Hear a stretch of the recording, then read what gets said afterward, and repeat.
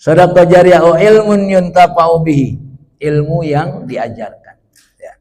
Jadi Pak, Bapak ini sudah punya ilmu belum? Sudah. Jangan ustadz mulu yang suruh ngajarin. Ustadz paling ngajarin yang datang ke majelis ini doang. Kalau Bapak bisa ngajarin di warung kopi sambil ngobrol. Ya, dengan teman-teman Bapak itu yang suka ngopi-ngopi, ya.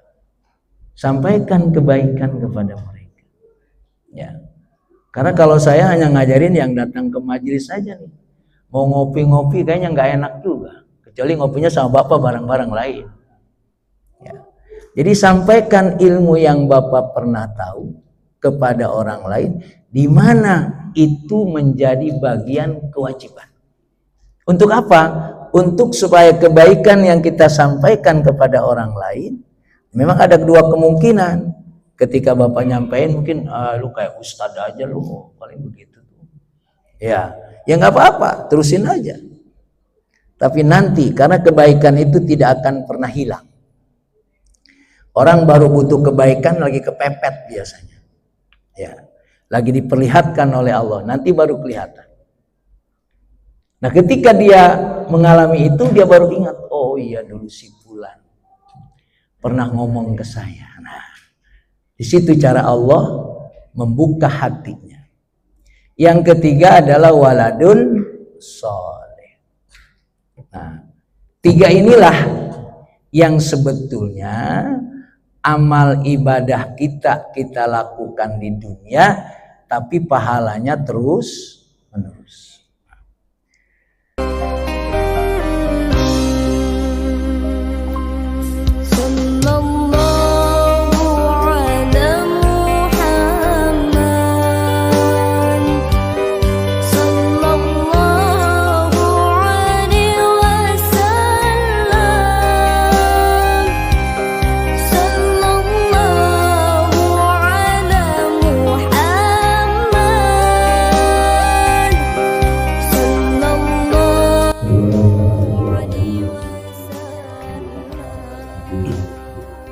Allahumma sholli ala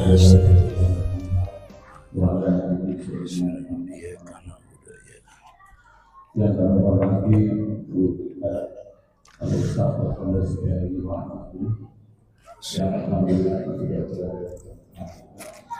Semoga Allah SWT senantiasa melindungi dan kami bahwa pengurus DKM yang jelas dan jamaah sekalian yang berbahagia bisa mengawali pagi hari ini kita pada kasus dari Allah SWT yang mana dengan COVID dan hidayahnya kita masih memberikan kesempatan untuk beribadah kepadanya dalam meninggalkan keimanan kita. Juga dengan segala nikmatnya kita alhamdulillah pada saat hari ini masih diberikan sehat dan nikmat sempat sehingga kita bisa berkumpul di tempat yang mulia ini. Setelah kita melaksanakan masalah subuh berjamaah, insya Allah akan kita lakukan kurikulum kita, yaitu kajian mungkin Sabtu subuh yang insya Allah pada hari ini akan dijalankan oleh guru kita Dr. Presiden Muhammad. Untuk itu, marilah sama-sama kita usahakan kita luruskan kita untuk bisa menerima apa yang akan disampaikan dan untuk mengawali kegiatan hari kita melakukan basmalah. Bismillahirrahmanirrahim. Bismillahirrahmanirrahim. Assalamualaikum warahmatullahi wabarakatuh.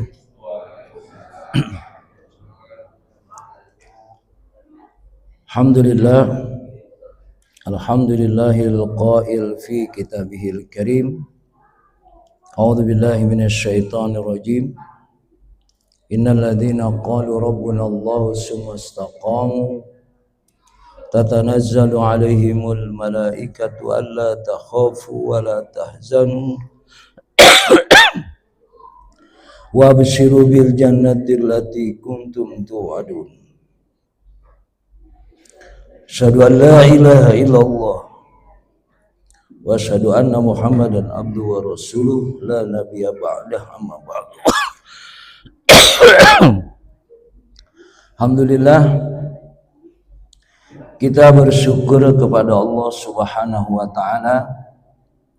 Tempat yang terbaik kita nikmati, mensyukuri dari berbagai nikmat yang Allah berikan kepada kita. Ini selalu dirindukan oleh kita di waktu-waktu tertentu ketika terdengar suara yang terbaik dari tempat ini. Salawat serta salam kita sampaikan kepada Nabi kita Muhammad sallallahu alaihi wasallam, Nabi yang menjadi uswah kita dalam menjalani hidup dan kehidupan ini. Jamaah yang dimuliakan Allah Subhanahu wa taala, akhirnya kita nanti akan meninggal, akan mati. Dan hanya dua tempat yang ada di akhirat nanti, surga dan neraka. Kalau ditanya mau masuk neraka, mau masuk surga, jawabannya pasti itu. Ya. Cuma pertanyaan berikutnya, masuk surga itu mudah apa susah? Jawabnya mudah. Ya. Kalau jawabnya susah ya nggak masuk-masuk kita. Ya. Sudah tentu kemudahan ini akan kita dapatkan ketika kita menyadari bahwa Allah menjadikan kita ini untuk ibadah. Jadi Allah menjadikan kita ini hidup untuk ibadah, bukan untuk yang lain. Wa ma khalaqtul jinna wal insa illa liya'budun. Walaupun faktanya, ya, faktanya ternyata manusia ini juga dalam hidupnya tidak selalu ibadah. Bahkan mungkin maksiatnya lebih banyak. Tapi yang maksiat itu juga mau masuk surga? Mau juga. Inilah yang harus kita pahami, bahwa rahmat Allah akan menolong hamba-hamba yang memang dia lupa kalau hidup ini untuk ibadah, tetapi malah justru dia melakukan maksiat.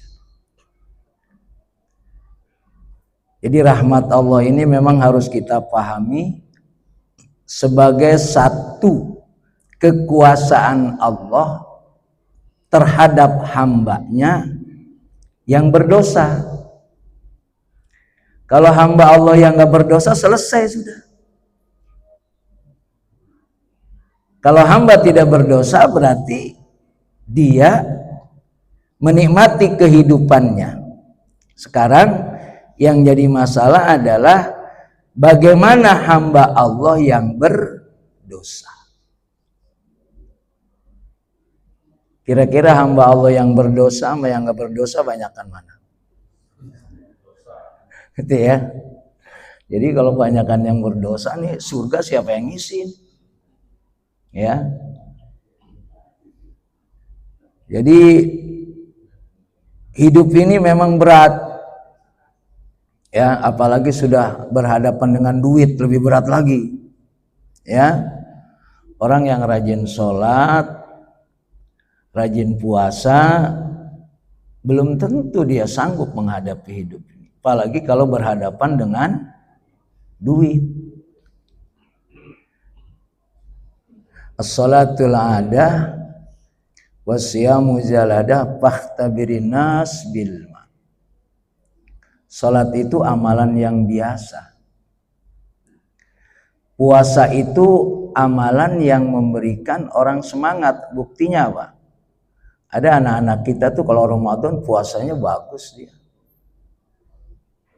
Jadi bukan istimewa orang puasa. Yang istimewa adalah fakhtabirin nas bil mal. Makanya hidup ini kan yang diributin itu. MBG diributin kenapa emang? Urusan duit kan. Loyo aja kalau ngelihat duit. Ya.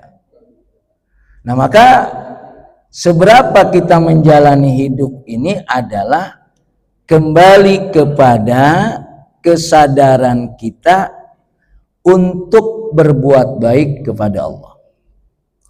Saya kasih riwayat nih yang agak ya satu sisi mungkin membahagiakan, satu sisi menghibur. Udkhulu abdi al-jannah bi rahmati. Masuklah kamu hambaku ke surga dengan rahmatku. Fayaqulul abdullah bal bi amali. Faqala Allah li malaikati hasibu abdi bi ni'mati ali wa bi amali. Fajid ni'matul basar qad ahatat bi ibadati khamsumi'ah sanah. Wa baqiyat ni'matul jasad. Ada orang yang ibadahnya 500 tahun full ibadah.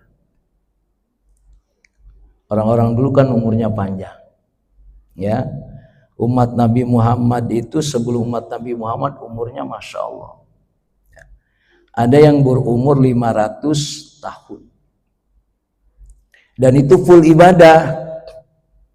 Selalu beribadah. Kata Allah, ente masuk surga dengan rahmatku. Kata orang itu, enggak, saya ibadah terus masa dengan rahmat.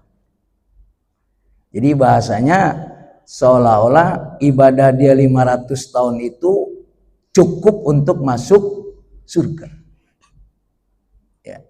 Ketika dia mengatakan la bal bi amali, enggak, masukkan saya ke dalam surga dengan amal saya karena saya udah ibadah 500 tahun. Faqala Allah li malaikati, Allah berkata malaikat, coba hasibu abdi, coba hitung tuh. Binikmati alaihi wa bi amalihi. Coba hitung hambaku tadi antara nikmat yang aku berikan dengan amal yang dia lakukan. Ya. Jadi dia melakukan amal ibadah selama 500 tahun. Dan nikmat yang diberikan oleh Allah berarti kepada dia berapa? 500 tahun juga. Pertanyaannya di sini, hasibu abdi bi ni'mati ali wa bi amali. Coba hitung tuh. Antara nikmatku dengan amal dia itu sebetulnya banyakan mana? Ya. Dia beramal 500 tahun.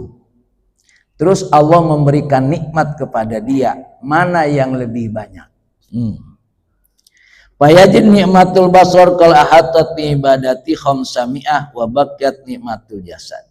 Ternyata Pak, 500 tahun amal yang dilakukan oleh orang itu hanya bisa membayar satu nikmat dari Allah, yaitu nikmat bisa melihat.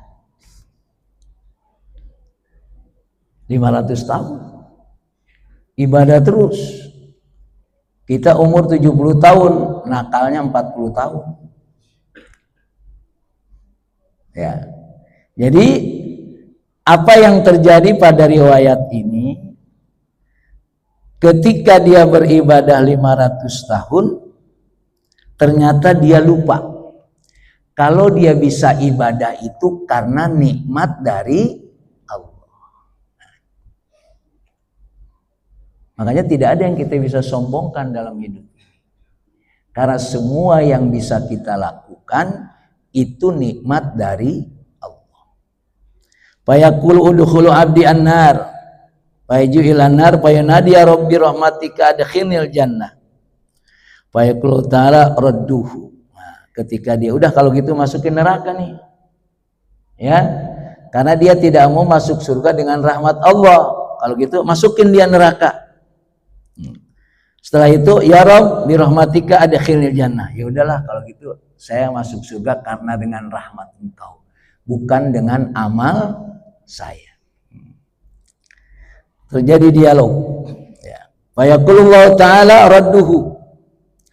Fayaqifu baina yadayhi ta'ala fayaqul abdi man khalaqaka wa lam taku syai'an. Fayaqulu anta rabbi. Nah, ketika ditanya, hai hambaku, siapa yang menciptakan ente sehingga ente bisa begini? Dia jawab, anta ya rabbi, engkau ya Rabb. Oke. Yaqul akana dzalika bi amalika bi rahmati. Apakah engkau melakukan amal itu karena amal engkau, karena rahmat aku? Fayaqulu bi rahmatika.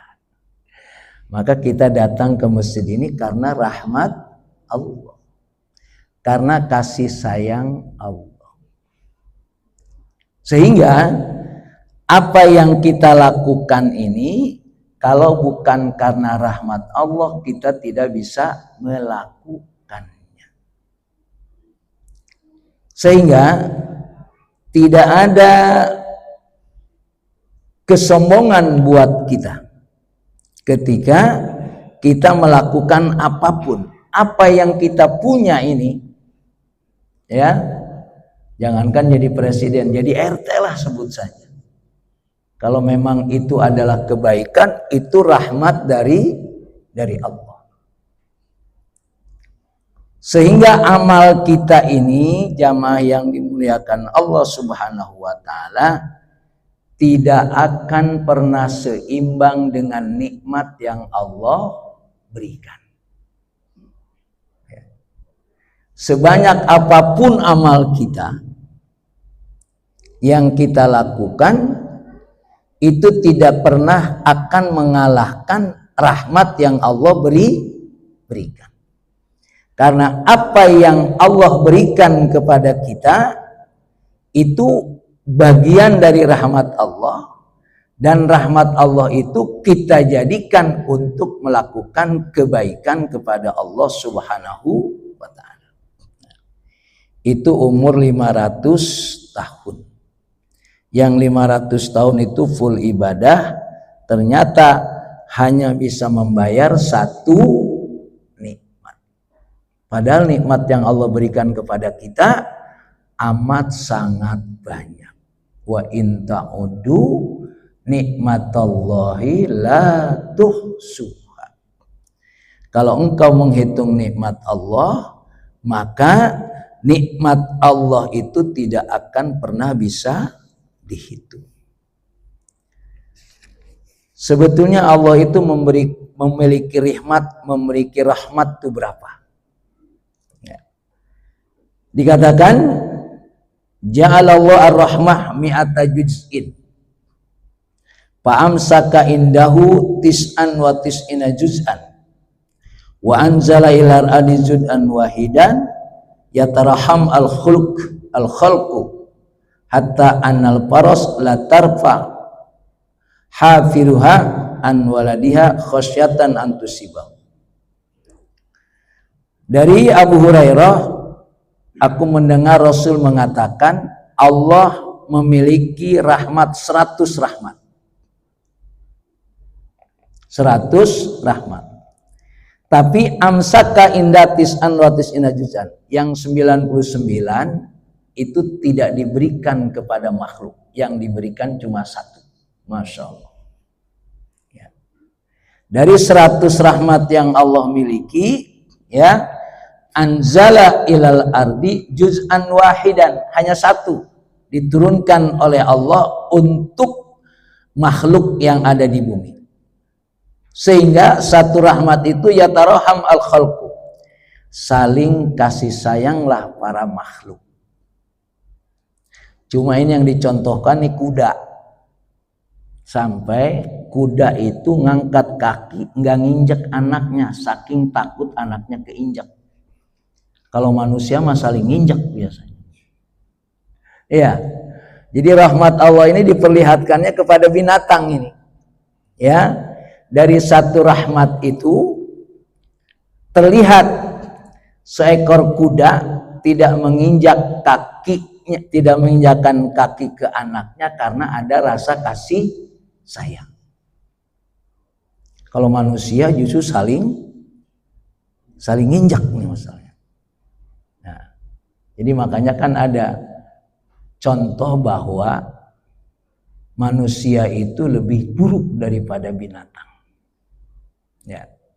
Manusia lebih buruk daripada balhum adall. Satu rahmat inilah menjadi kehidupan kita sebagai manusia diberikan oleh Allah untuk seluruh makhluknya. Jadi kita hidup ini hanya satu rahmat. Diberikan oleh Allah berbagai kepentingan. Apa yang tidak terpenuhi? Semua terpenuhi. Pertamax naik masih kebeli juga. Ya kan? Naik turun itu semua, tapi masih terpenuhi. Artinya memang kalau bukan karena Allah memberikan rahmat, kita tidak akan menikmatinya. Makanya sudah, kalau naik alhamdulillah, yang penting kebeli. Gitu ya. Supaya kita ini tidak kufur nikmat. Sesusah apapun kita, sebetulnya kita masih bisa menikmati hidup. Tapi karena manusia itu tamak, manusia itu rakus, ya, dia menganggap yang dimilikinya saja seolah-olah tidak cukup. Padahal yang ada itu sudah Allah berikan yang terbaik. Yang terbaik. Antum kalau punya duit 1 miliar memang sehari habis. Kan enggak. Bisa dimakan sekian hari, sekian bulan, bisa diberikan kepada yang lain. Tapi karena rakus masih nyolong juga.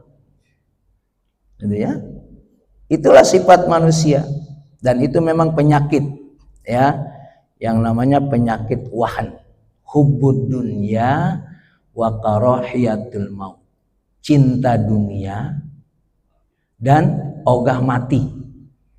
Nah, satu rahmat inilah sebetulnya kita harus bisa menikmati. Sehingga innallaha ta'ala mi'atu rahmah abata minna rahmah wahidah ila ahli dunya. Fawasi'atum ila ajalihim.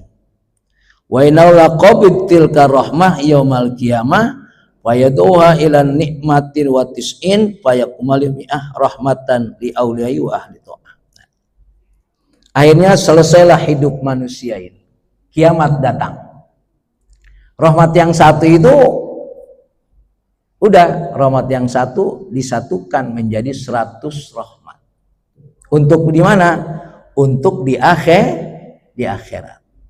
Buat siapa itu? Li awliyaihi wa ahli ta'ah, untuk wali-wali Allah dan orang yang taat. Jadi satu rahmat saja kita di dunia ini rasanya ya kelebihan sebetulnya. Walaupun tadi kita selalu merasa kurang.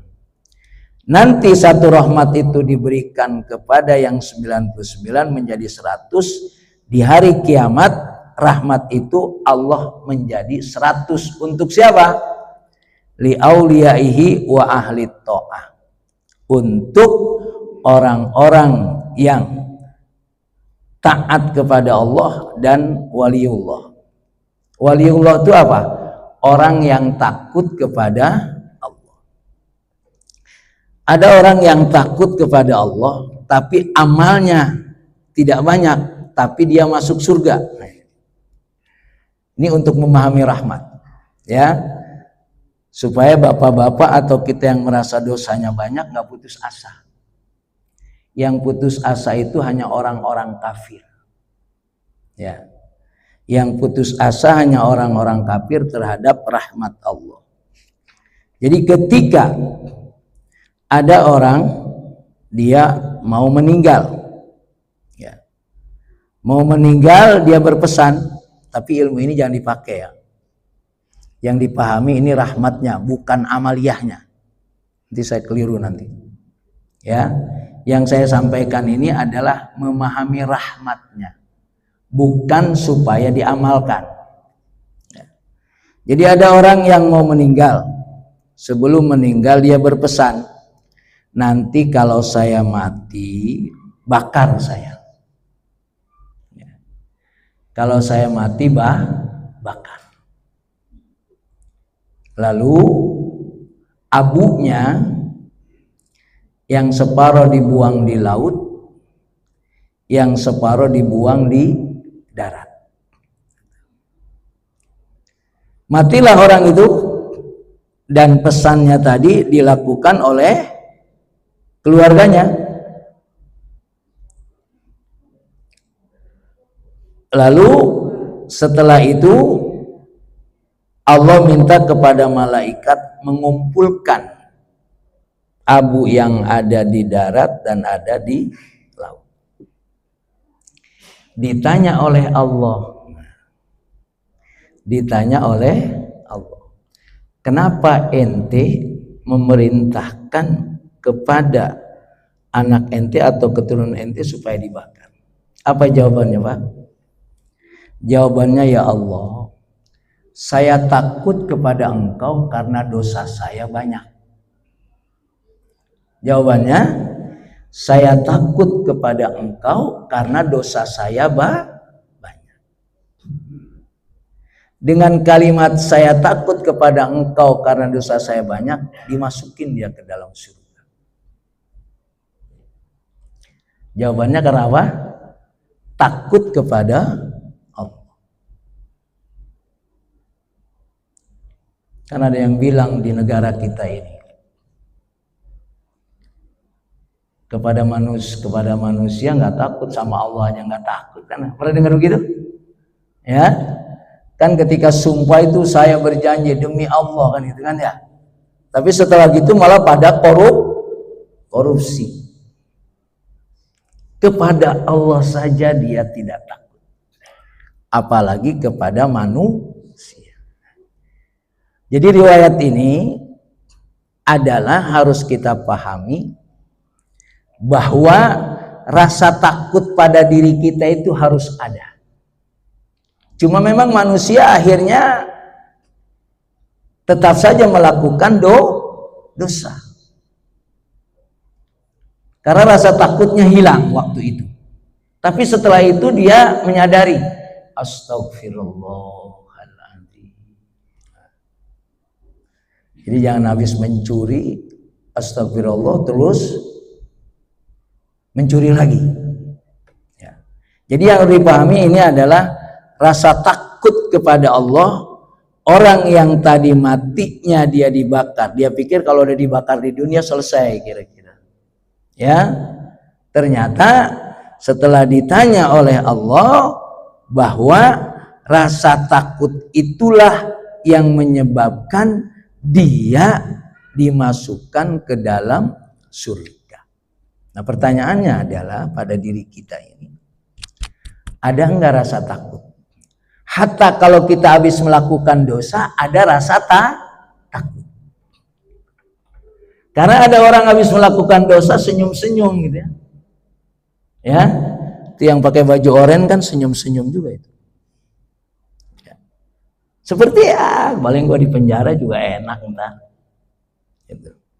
Jadi yang menjadi bagian terpenting bagi kita untuk mendapatkan rahmat itu ada rasa takut kepada Allah.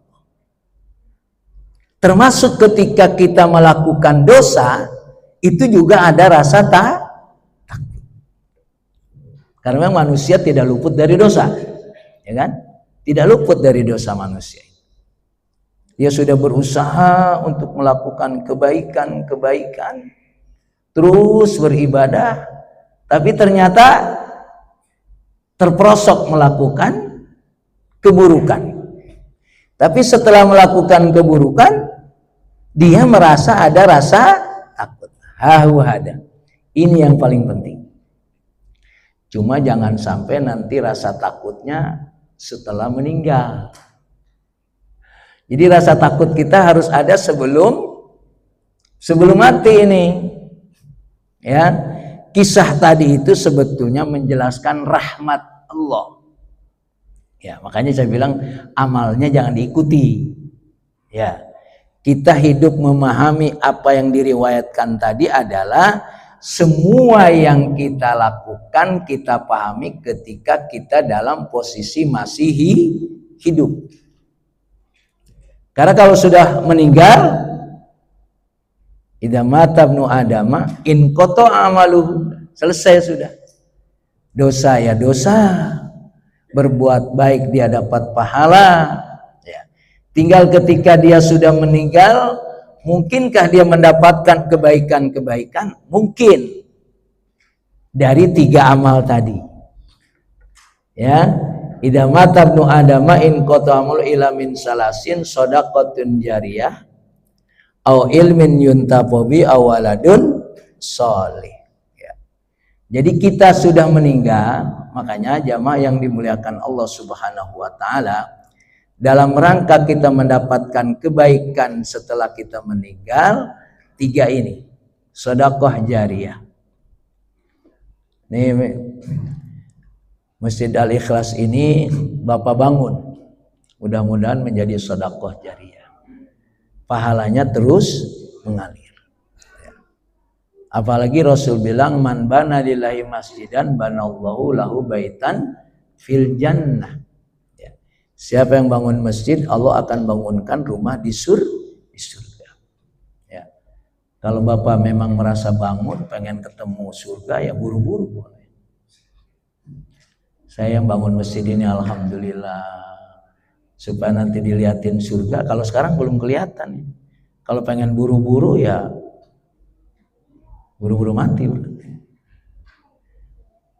Sedekah jariyah ilmun yuntafa'u bihi. Ilmu yang diajarkan. Ya. Jadi Pak, Bapak ini sudah punya ilmu belum? Sudah. Jangan ustadz mulu yang suruh ngajarin. Ustadz paling ngajarin yang datang ke majelis ini doang. Kalau Bapak bisa ngajarin di warung kopi sambil ngobrol.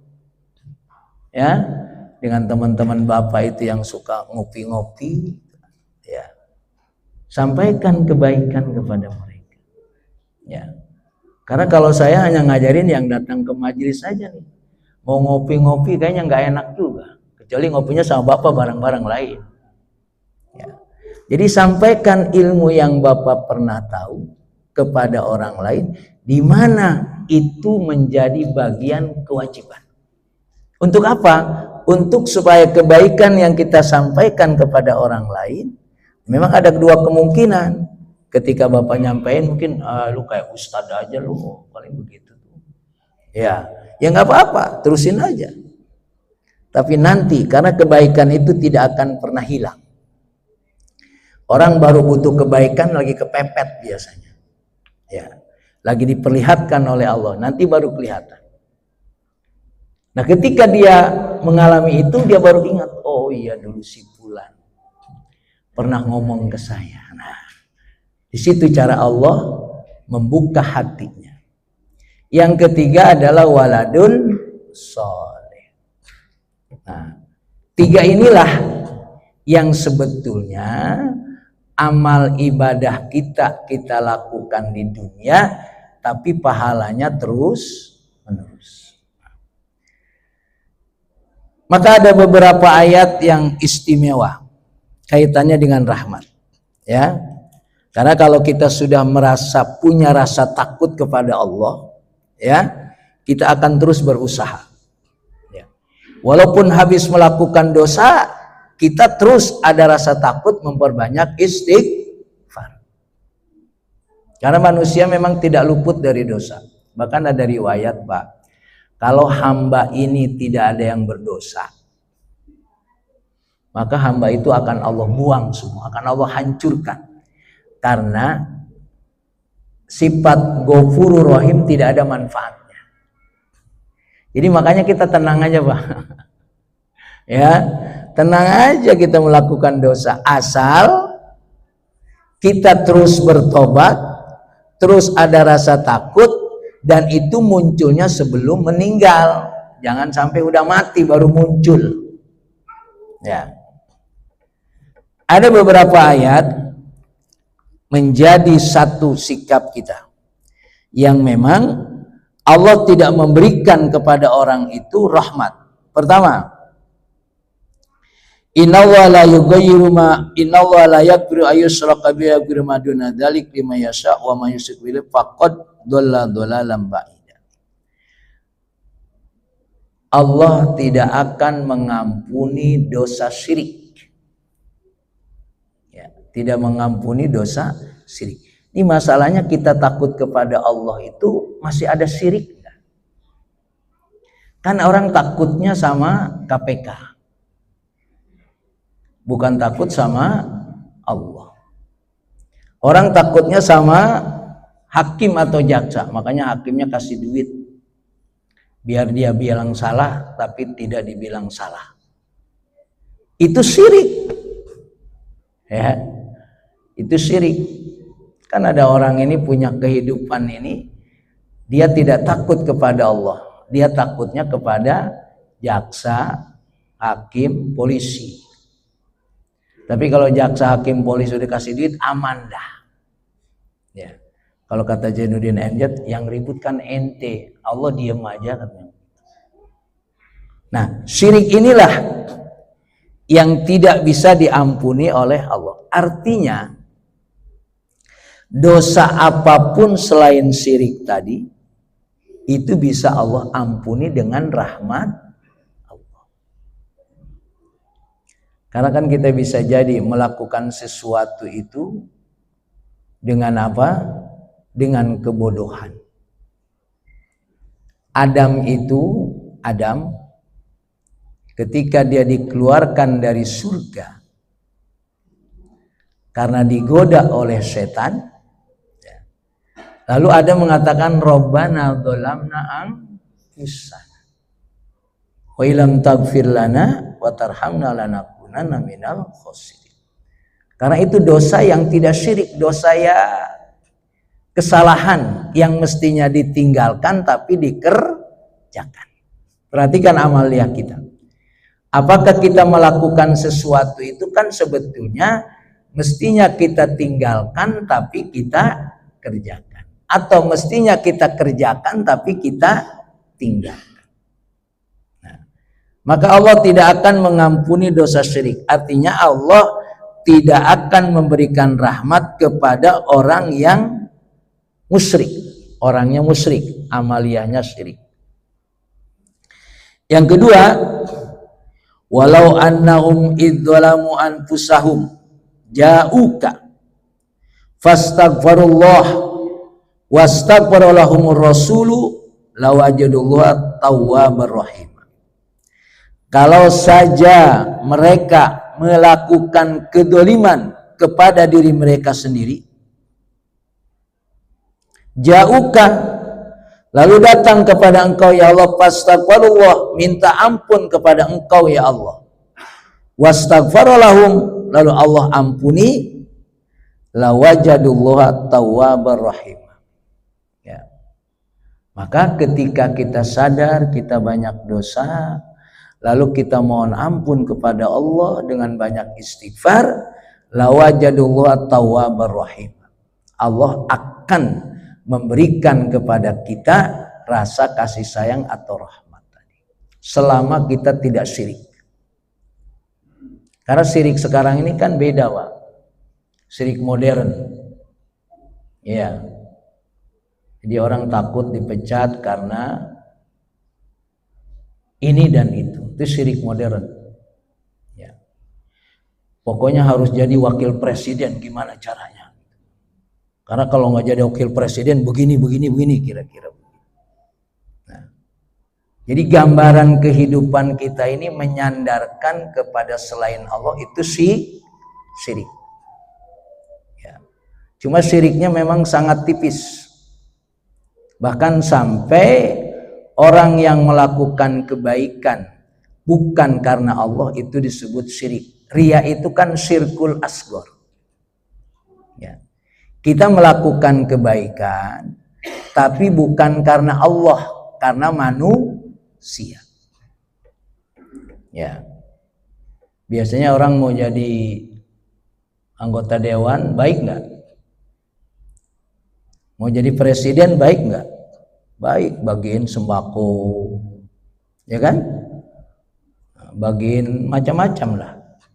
Dia baginya itu karena Allah atau karena buat suara. Itu sederhana memahami. Ya. Dan sama juga bisa jadi kita melakukan kebaikan jangan-jangan bukan karena Allah. Itu dikatakan syirik, syirkul asghar. Itu pun sangat takut Rasulullah. Karena kata Rasulullah, yang paling aku takutkan umatku adalah melakukan kebaikan tapi bukan untuk Allah Subhanahu wa ta'ala. Nah. Yang ketiga, intajtanibu kabaira ma tunhauna anhu nukaffir ankum sayiatikum wa nudkhilukum mudkhalan karima. Kalau kamu sudah menjauhi dosa-dosa besar, ada dosa besar kabair, salah satunya syirik, ya, termasuk yang lain mungkin riba, itu dosa kabair, itu riba itu, ya, kabair riba itu masuknya itu syirik, ya. Dan yang bisa kita lihat dalam kehidupan itu adalah syirik dan riba. Cuma nanti saya tidak akan jelaskan apakah bank itu riba atau tidak, itu soal lain. Ya, tapi yang jelas riba itu haram. Tapi apakah bunga bank itu riba? Nah, itu nanti pembahasannya lain. Tapi yang jelas riba itu juga bagian dari kabair. Ya, bagian dari dosa besar. Makanya kalau kita menjauhi dosa-dosa besar yang dilarang, nukafir ankum sayiatikum. Kalau yang lain-lainnya dosa-dosa kecil kata Allah, aku ampuni. Ya. Dan aku masukkan engkau ke dalam surga, yaitu tempat yang paling mulia. Wa may ya'mal su'an aw yadlim nafsahu summa yastaghfirillah yajidullahu ghafurur rahim. Siapa yang melakukan keburukan atau kedoliman kepada dirinya, kemudian dia beristighfar, maka Allah akan memberikan ampunan dan kasih sayang kepadanya. Ya. Makanya amaliyah ibadah kita ini tidak akan pernah cukup untuk memasukkan kita ke dalam surga. Yakinkan itu. Jadi sebanyak apapun kita beramal soleh, ya, itu tidak akan bisa memasukkan kita ke dalam surga. Lalu apa yang bisa memasukkan kita ke dalam surga?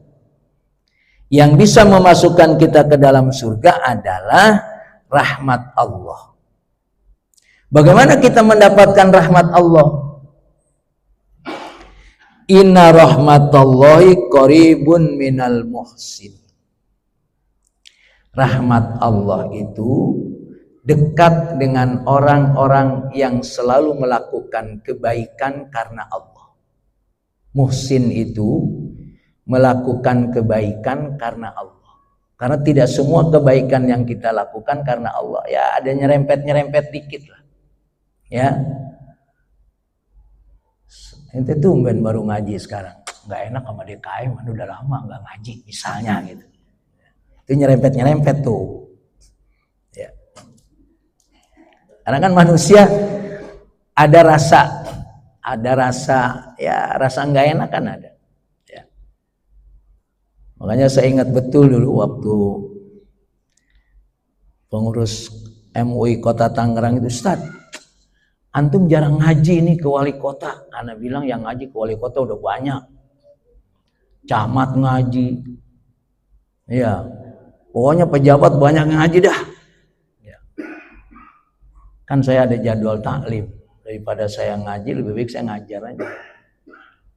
Udahlah ente datang dong ngaji ke wali kota. Saya ingat betul itu. Ente ngajinya karena wali kota sih. Minimal nyerempet-nyerempet dikit. Ya. Karena manusia ada perasaan. Apalagi tiap tahun dikirimin BHS kan. Sama Pak Wali Kota, kagak ngaji kagak enak dikirimin BHS. Itu tanpa sadar, kalau saya memahami ya, Kalau saya memahami begitu. Makanya saking gak pernahnya ngaji sampai saya dijemput suruh ngaji. Ya Allah, saya bilang itu serius amat ini. Jadi hati-hati dengan kebaikan kita. Ya.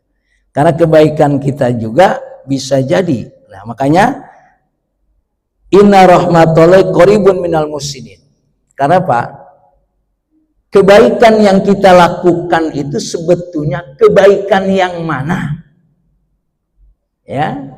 Kebaikan yang mana yang pas itu kita menjadi orang muhsin. Ya. Kita tidak tahu. Karena tadi sebanyak apapun amal kita tidak akan pernah memasukkan kita ke dalam surga. Saya kasih contoh yang sederhana. Bapak pernah dengar riwayat seorang perempuan PSK yang dia nolongin anjing kehausan. Jangan ngomong ke anjing kehausan, jangan Bapak habisin nyariin anjing, jangan, awas. Ya. Si PSK nolongin anjing kehausan, dalam riwayat dia masuk surga. Karena mendapatkan rahmat dari Allah. Kenapa?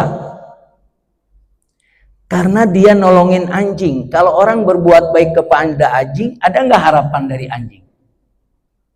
Apa yang diharapkan dari anjing? Nggak ada. Kecuali yang diharapkannya balasannya dari Allah. Ini yang kita tidak gampang. Ya. Jadi jangan dilihat ngasih anjingnya. Yang harus kita pahami adalah kita melakukan kebaikan semata-mata karena Allah. Itu. Jadi jangan Bapak habis ini kalau gitu nyari anjing biar kita masuk surga. Nah, jadi apakah amal yang kita lakukan kita berharap hanya kepada Allah atau selain kepada Allah? Makanya kalau kita memberikan kebaikan kepada orang, kan ada orang mau berinfak bersodakoh nih, ya. Doakan saya ini itu. Nah, makanya jangan, Pak. Kalau Bapak memberikan infak sedekah, udah berikan aja. Nggak usah banyak permintaan. Ya, ntar juga dia doanya banyak tuh, apalagi yang doanya minta amal di pinggir jalan tuh panjang banget doanya itu. Nggak usah kita minta. Karena ketika kita memberi lalu kita minta seolah-olah barter. Padahal ketika kita melakukan kebaikan, hanya kebaikan itu yang membalas Allah Subhanahu wa ta'ala. Ya, kalau dalam riwayat itu yang kanan memberi, yang kiri tidak tahu. Bahkan ada yang lebih ekstrim lagi. Ya. Dia kalau bersedekah, dia hanya memberikan kepada orang yang buta. Supaya tidak ketahuan siapa yang ngasih. Dan dia memberikannya hanya kepada orang yang dia miskin, ditaruh di depan pintunya. Itu makanya inna rahmatullahi qaribun minal muhsin. Kalau amal-amal yang terbuka itu sangat ada kemungkinan. Makanya pastikan kita kuatkan niat kita, setiap kebaikan yang kita lakukan memang kita melakukannya semata-mata karena Allah. Soal dosa-dosa yang lainnya, itu dia. Itu urusan Allah selama kita tidak syirik. Jadi kita yakini dosa yang ada pada kita itu Allah akan berikan. Faman kana yarju liqa rabbi falyamal amalan sholihan. Kita harus berniat mau ketemu dengan Allah. Ya. Mau ketemu dengan Allah. Apa syaratnya? Berusaha untuk selalu beramal soleh. Amal soleh itu kan ada yang wajib, ada yang sunnah. Wajib dengan sunnah banyakan mana? Banyakan sunnah. Ya. Kalau juga dilihat lagi antara amal untuk sendiri sama untuk kepentingan orang banyak. Makanya ada orang ahli ibadah tapi pelit. Ahli ibadah, sholatnya rajin tapi pelitnya juga kenceng. Ama ibadahnya biasa saja tapi dermawan. Mana yang lebih baik? Ada mengatakan yang dermawan lebih baik. Maka urusan muamalah kita, ya, urusan muamalah kita dengan sesama manusia makhluk lain itu bisa jadi mengalahkan ibadah. Dan memang dalam beberapa hal kan ibadah dikalahkan dengan muamalah. Saya kasih contoh. Puasa itu wajib. Puasa Ramadan wajib. Tapi boleh dia tidak puasa. Karena apa? Sakit yang berkepanjangan. Apa yang dilakukan? Bayar fidyah. Seolah-olah dikalahkan gitu. Dalam kasus tertentu. Atau seorang dokter sedang mengoperasi pasiennya. Kebetulan operasinya hari Jumat. Dan dia boleh tidak sholat Jumat. Karena sedang mengoperasi. Maka mengoperasi karena saya mau Jumat dulu ya operasinya, pasiennya ditinggalin. Nggak mungkin. Begitu berikutnya. Jadi ibadah juga harus kita perhatikan. Ada ibadah yang luar biasa, yaitu adalah kaitannya dengan kepentingan orang banyak. Jadi jangan zikirnya panjang banget zikirnya. Padahal ada tetangganya yang sakit nggak pernah dijenguk misalkan. Ya gitu ya. Zikirnya teman dia gitu. Tapi ada tetangganya yang sakit nggak pernah dijenguk. Nah, jadi makanya untuk mendapatkan rahmat Allah, pokoknya kita melakukan apa yang Allah perintahkan sesuai dengan kemampuan kita. Tapi mungkinkah kita berdosa? Mungkin. Beristighfar selama dosanya tidak dosa besar. Dan harus bersikap kalau mau ketemu dengan Allah, kita harus beramal soleh. Jadi jamaah yang dimuliakan Allah Subhanahu wa taala, apa yang saya sampaikan hari ini adalah supaya sebanyak apapun ibadah kita jangan merasa cukup. Ya, jangan merasa cukup seolah-olah udah bangun masjid satu gua bangun sendiri misalkan. Ya, merasa sudah cukup dengan man bana lillahi masjidan banallahu lahu baitan fil jannah. Tidak. Ya. Terus kita berbuat baik karena kita tidak tahu lebah mana kebaikan itu menjadikan Allah memberikan rahmat. Seperti si PSK tadi. Dia masuk surga karena nolongin anjing yang kehausan. Ada satu lagi saya kasih contoh. Ada orang menebang pohon.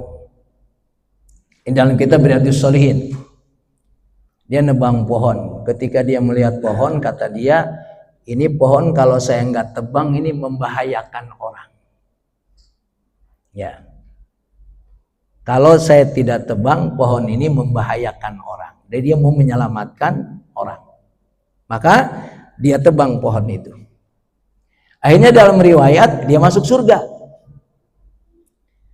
Dia juga bingung, kok kenapa saya masuk surga? Ya. Akhirnya dijelaskan, dulu ente pernah nebang. Makanya kalau ini ada orang PU nggak di sini? Ya orang PU itu pahalanya banyak itu. Jalan yang halus itu ya. Tapi sebaliknya kalau jalan rusak, gara-gara jalan rusak ada orang jatuh mati, nah itu masalah. Ya.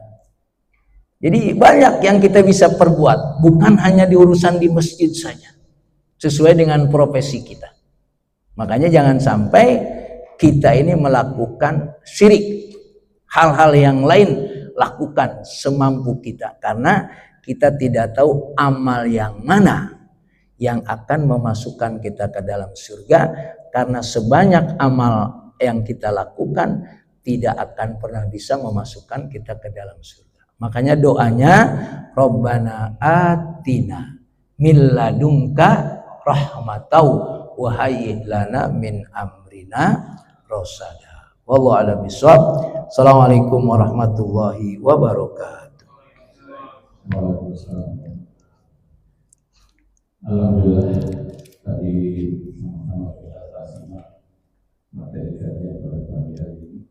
Semoga menjadi pengalaman kita, menjadi pengalaman kita, insya Allah bisa kita laksanakan dan kita sehat. Berkat dari seluruh kesehatan dan cara kita pagi hari ini, semoga Allah SWT bisa melindungi untuk terus berkawal, silakan, amin, amin. Sebelum tutup, mungkin ada dari Bapak Ibu yang ingin bertanya, ada kesempatan bagi ini. Bapak ada, Ibu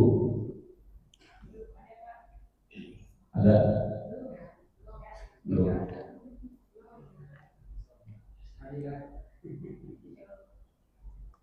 Pesan dari saya saja.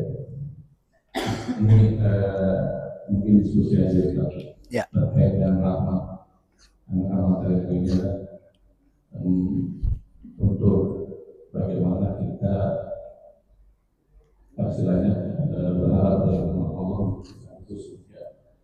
Nah, kaitannya dengan beberapa contoh orang-orang yang tadi saya sebutkan itu ya, terutama para pimpinan kita yang bagus, yang sebetulnya kita tahu mereka juga muslim, ya bagaimana ya Ustaz. Tapi sebetulnya apakah itu menjadi catatan surat Allah bahwa mereka itu, padahal mereka juga selalu berdoa kepada kita untuk mereka dan juga selalu berdoa untuk taufiq, rahmat dan hidayah. Tapi perilaku seperti itu membuat gimana ya Pak? Sampai mereka lalu laku di sana ini. Ini diskusi aja tadi. Ya, sebetulnya secara hakikat semua yang dilakukan itu adalah rekayasa Allah. Makanya kan kesempurnaan orang itu baru ketahuan setelah meninggal. Jadi kalau sekarang dia rajin korupsi, bisa jadi nanti tobat, bisa saja. Asal duitnya dikembaliin. Ya karena kalau urusan manusia itu harus dikembalikan kepada yang berhak. Kalau urusan kita dengan Allah itu lebih gampang. Iya, karena Allah Maha Pengampun. Jadi kalau misalkan nih Pak Jokowi korupsinya banyak nih, ini misalkan biar gampang, contohnya ada. Karena Allah memperlihatkan itu semua untuk pelajaran buat kita. Ya, boleh nggak disebut namanya? Ya boleh. Fir'aun itu disebut namanya itu. Kalau nggak disebut namanya kurang gampang memahaminya. Sebutlah Pak Jokowi korupsinya banyak. Sampai hari ini belum ditangkap kira-kira gitu. Ya kita lihatin aja nanti. Ternyata nggak ditangkap juga, tapi dia diam-diam dia sadar iya gua korupsi gua. Dia diam-diam uangnya dikembalikan ke negara. Tobat.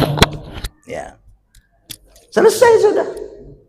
Tinggal urusan dia melakukan hal-hal yang buruk kepada Allah, urusan dia dengan Allah. Nah disinilah syafaat berlaku, rahmat berlaku. Masalahnya sempat apa enggak ini kita. Ya. Jadi sebetulnya hakikatnya semua rekayasa Allah. Ada satu contoh. Ada seorang suami istri membunuh pembantunya di satu rumah. Kalau nggak salah rumahnya anggaplah dia ngontrak. Dibunuh, dikubur di dalam rumah itu. Lalu Ketika rumah itu mau direnovasi, ketemulah dengan orang yang dikubur tadi. Ditangkapkan 2 orang itu. Itu dia belum muslim. Lalu dua-duanya dimasukkan ke penjara. Di penjara dua-duanya masuk Islam. Di penjara dua-duanya jadi penghafal Quran. Ribet banget kira-kira. Mau jadi orang baik harus bunuh orang dulu. Harus masuk penjara dulu baru hafal Quran. Hakikatnya begitu, Pak. Jadi semua tetap rekayasa Allah. Jadi koruptor itu juga rekayasa Allah, iya bisa jadi. Menguji hakimnya mau jujur apa enggak. Ya kan?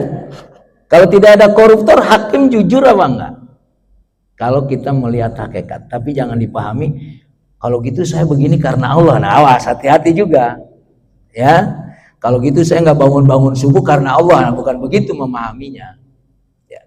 Supaya kebaikan-kebaikan yang terjadi ya itu adalah menyadarkan kita. Makanya Pak, kalau ada orang melakukan kebaikan sebanyak yang dia lakukan, kita tidak bisa melakukan. Ya Allah, Engkau sudah beri kesempatan kepada orang itu, kenapa Engkau tidak berikan kepada saya? Dan keburukan yang ada pada orang itu sebetulnya pelajaran buat kita, jangan kita ngikutin. Masa anggota dewan dulu korupsi, berikutnya korupsi lagi? Mestinya jangan diikutin. Gitu lah ya. Nah, makanya kan kita tetap ya, kalau secara hakikat semua rekayasa Allah karena menjadi orang baik. Nah, ini di sini ada ya, karena waktunya orang bunuh 99 orang. Ya, pernah dengar? Ya, orang pernah bunuh 9, tapi nggak ada preman kan di sini ya. Ini hadis ini nggak boleh diceritain di depan preman. Ya, karena tidak semua kebaikan itu bisa disampaikan kepada orang. Karena kalau nih saya sampaikan ini, orang bunuh 99 orang, lalu dia mau tobat, datanglah ke orang pintar, orang baik. Ya, kata orang itu nggak bisa, ente sudah berlebihan, nggak bisa ente tobat. Akhirnya dibunuh aja orang itu. Ya, jadi pas 100. Akhirnya dia datang lagi, ya. Kata orang itu, ente bisa tobat, walaupun ente udah berlebihan, udah kebangetan ente, tapi tetap ente bisa. Cuma ente harus pindah dari tempat ini. Ada 2 tempat, satu tempatnya di sana, satu tempatnya di sini. Kalau tempat yang di sini namanya Basrah, tempat yang di sini namanya Kafrah. Itu kalau yang di sini orang selalu melakukan kebaikan. Kalau yang di sini selalu melakukan kejahatan. Ente berangkatlah dia menuju tempat Basrah tadi.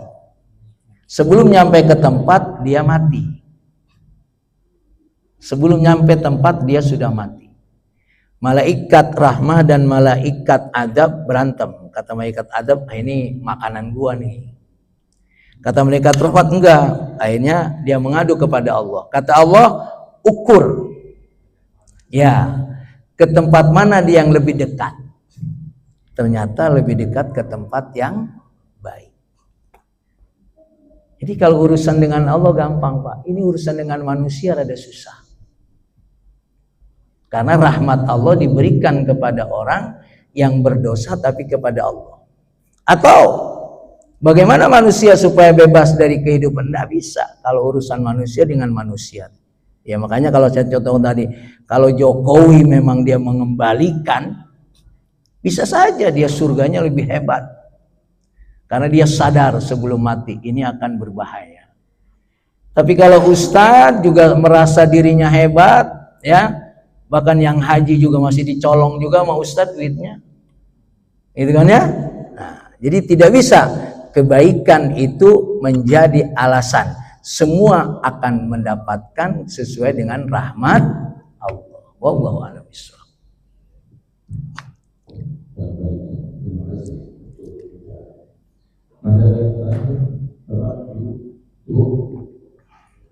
Baik, kalau itu kita berbahagia pada pagi ini. Semoga Allah Subhanahu wa Ta'ala memberikan pencerahan kita amal ibadah kita.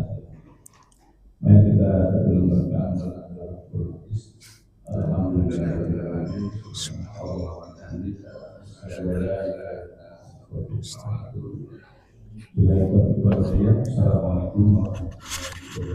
Waalaikumsalam warahmatullahi wabarakatuh.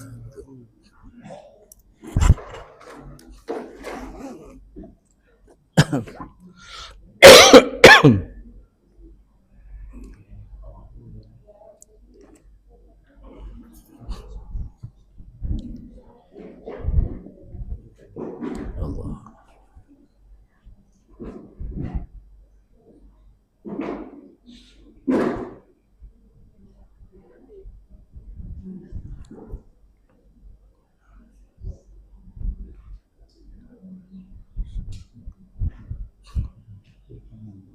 Bismillahirrahmanirrahim.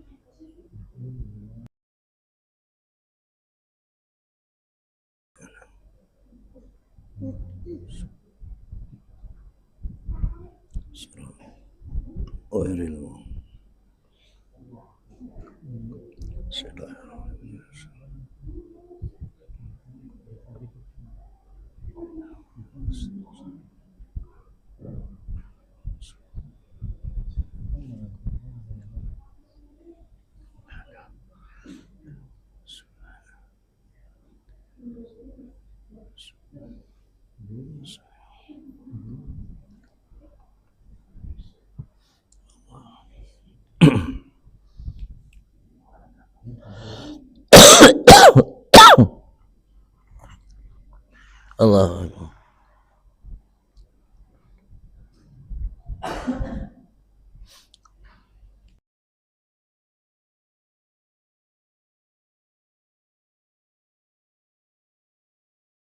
Alhamdulillah wa syukurillah, bersyukur padamu ya Allah. Kau jadikan kami